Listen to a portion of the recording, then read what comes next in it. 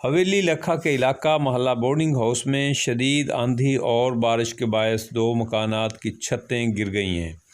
ایک مکان میاں ناصر وٹو کی ملکیت ہے جو کہ گزشتہ 8-10 ماہ سے بند ہے اور مکان کو تالا لگا ہوا تھا کہ ساتھ والے مکان کے پردے چھت کے اوپر آ گرے جس سے چھت زمین بوس ہو گئی۔ اور دوسرا اوکے فریش پوائنٹ والے ریاض احمد کی ملکیت تھی ایک مکان جس میں وہ اپنے مٹھائیاں تیار کرتے ہیں اور دیگر چیزیں تیار کرتے ہیں کی چھت جو ہے وہ گر گئی ہے۔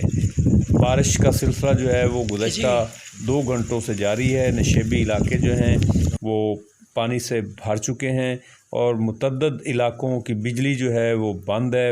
واپڑا کے 13 فیڈر جو ہیں وہ ٹرپ کر چکے ہیں۔ لوگوں نے بارش کو روکنے کے لیے توبہ استغفار کے ساتھ ساتھ اذانوں کا سلسلہ بھی شروع کر رکھا ہے اور اللہ تعالیٰ سے جو ہے اپنی غلطیوں کوتاہیوں کی معافی مانگی جا رہی ہے۔ اشہد ان لا الہ الا اللہ، اشہد ان لا محمد۔